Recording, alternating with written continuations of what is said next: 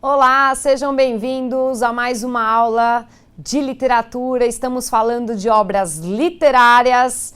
Hoje vamos falar de Iracema, a Virgem dos Lábios de Mel.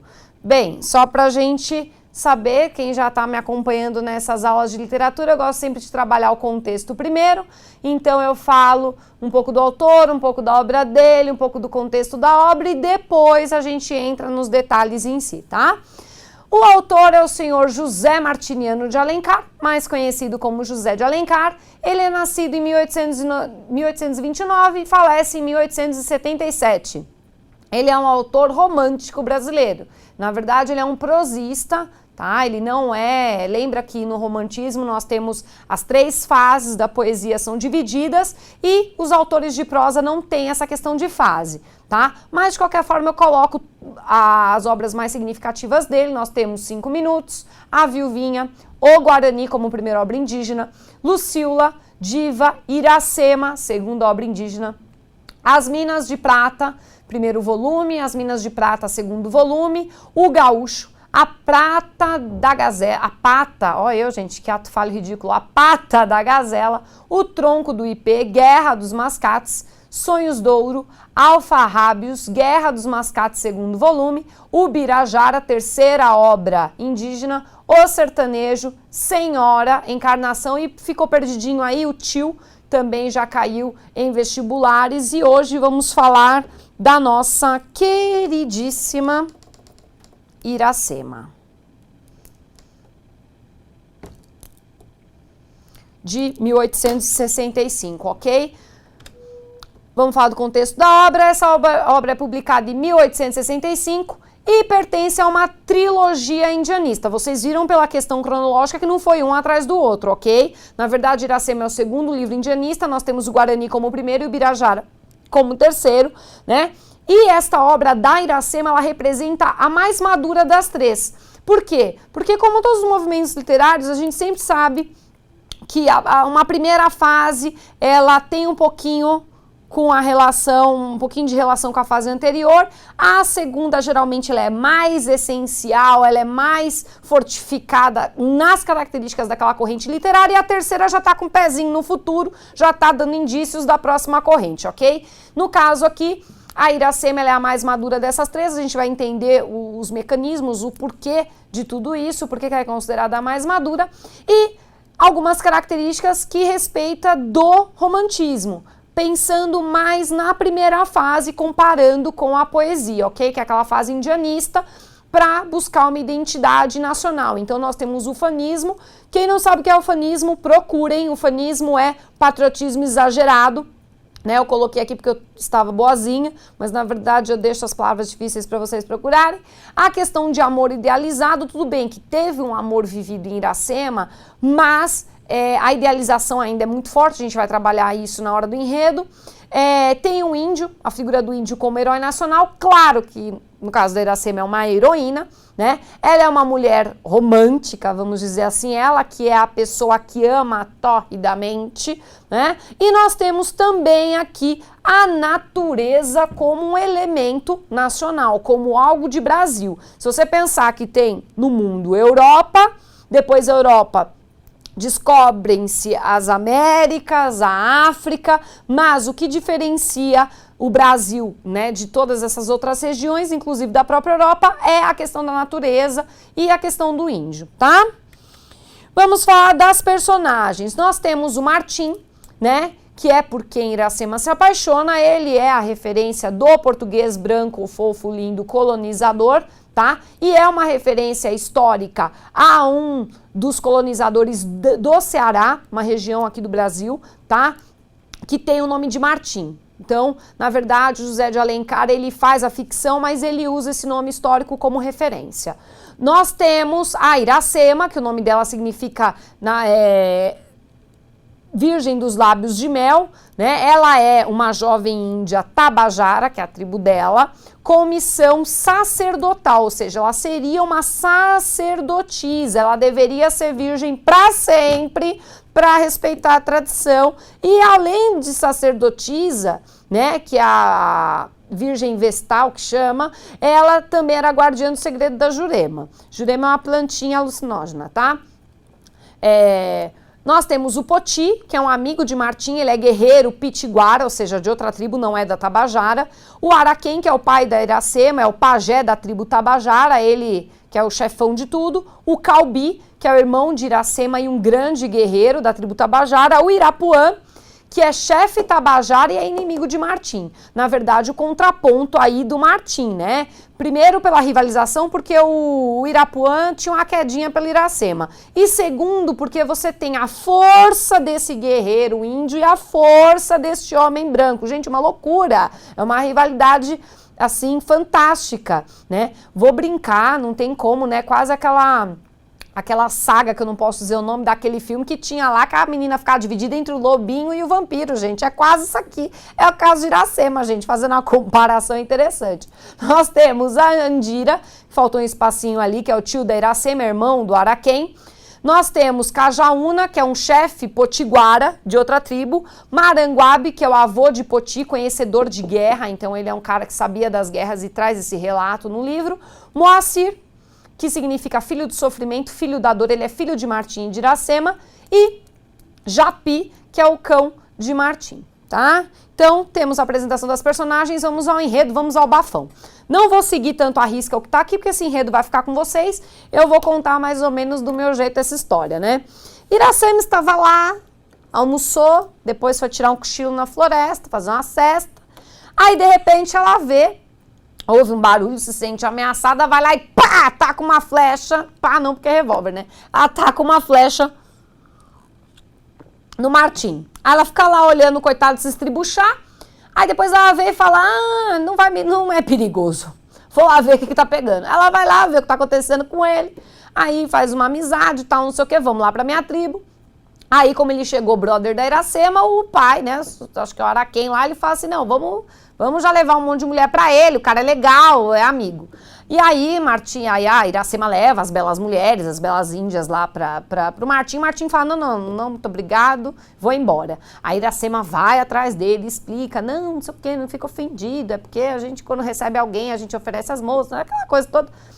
Mas, na verdade, já rolou ali um champs, rolou um esquema entre os dois.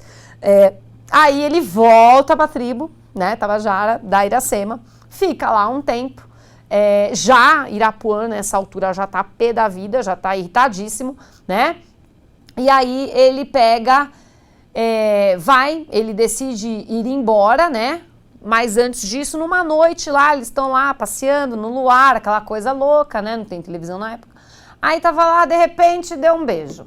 Aí nessa de que deu o beijo, Iracema, né, que é o ósculo é beijo, tá, gente? Vocês vão talvez encontrar no livro ósculo, mas ósculo é beijo, né? Nada que o dicionário não ajude. Aí de repente tá lá aquela coisa toda, beijo aqui, beijo ali. Aí ela pensa, putz, se eu ficar com esse cara, eu vou morrer. Por quê? Porque a mulher tinha que ser virgem forever. Era sacerdotisa, filha do pajé, tem missão na vida, religiosa. Aí ela já sabia o que esperava se ela ficasse com esse cara. Pois bem. Martim tem um contratempo, né, antes da partida deles lá, né, ele vai embora, aí ela vai indo junto. E os dois não querem se separar, e ela vai indo junto. Aí de repente para no meio do caminho, Martim fala, vamos fazer uma cabana aqui, vamos ficar junto. Aí ele faz a cabana. A Iracema tem uma noite de amor com Martim, tornando-se sua esposa. E aí, o que ela faz com isso, gente? Ela está abandonando a tradição dela, abandonando todas as origens.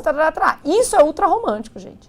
Isso é o ápice do romantismo, que é largar tudo em nome de um amor, né? E aí nessas ela vive lá na cabana, nunca mais volta pra casa, né, tal. Só que o Martim, ele vai, acho que com o Poti, acompanhar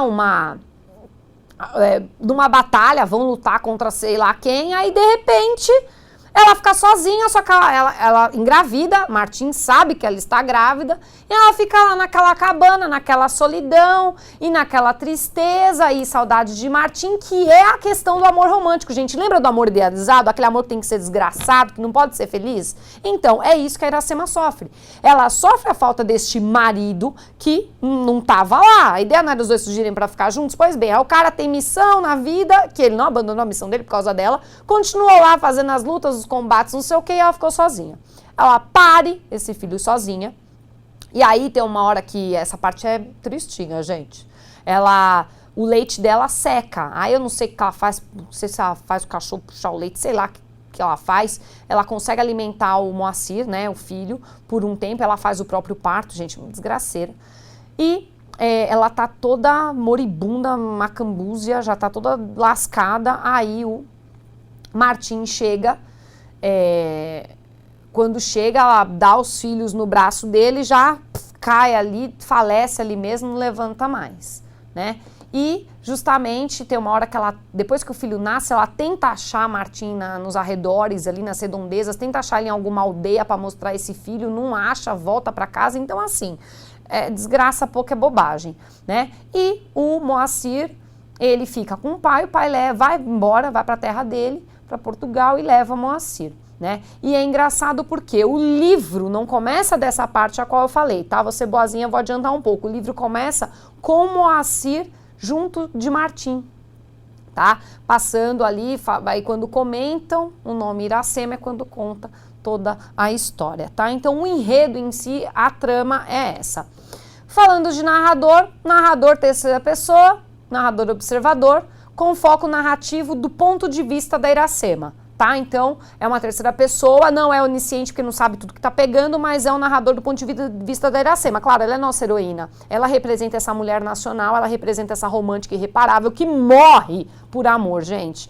Então, é o que eu falei, tem uma característica romântica desgraçada sim, porque ela morre por amor, porque ela fica tanto tempo esperando esse amor que quando ele chega, ela já tá definhada, entrega o filho e morre.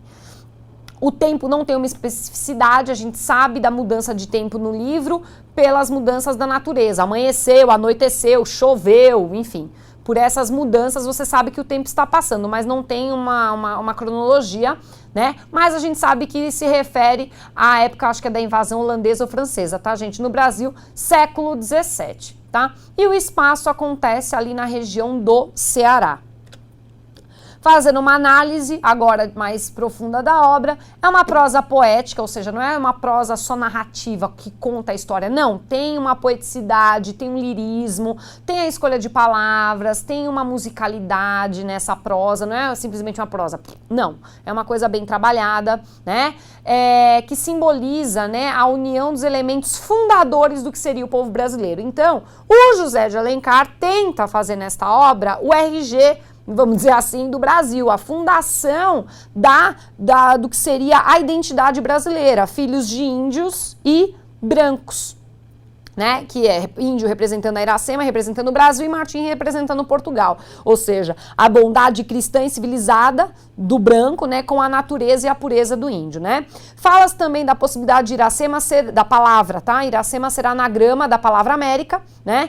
Tem a questão do abandono das origens em nome do amor por parte da Iracema, então isso é super romântico, né? Então faz com que seja também, não só uma característica do romantismo, de morrer por amor, mas também a submissão do índio em relação ao branco, né? Então, por mais que os motivos do índio seja mais nobre, né? Que ela era sacerdotisa, blá, blá, blá, blá, blá, não. Ela tem que largar tudo e ficar meio machista isso, né, gente? Mas tá muito diferente hoje também, não. Temos melhorado, mas ainda precisamos de muito. Né? Então tem essa questão da mulher em si e da questão do índio, né? De submeter a questão do branco. Nós temos essa obra com elementos épicos, ou seja, essa questão lendária da Iracema, porque ela é enterrada num lugar assim, então tem uma coisa meio de épico, vamos falar do nascimento do Brasil, vamos dizer assim.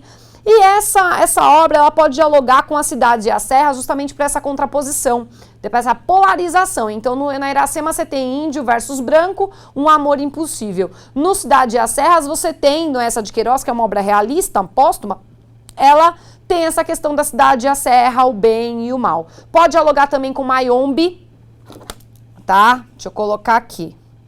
Mayombe, por causa da questão da floresta, Mayombe trata também de nascimento de uma identidade, e aqui nós temos também o nascimento de uma identidade nacional, aqui brasileira, no caso de Mayombe, angolana, ok? Pessoal, fico por aqui, agradeço imensamente a parceria de vocês, espero vê-los na próxima obra, na próxima aula, enfim, muito obrigada, um beijo grande, tchau, tchau.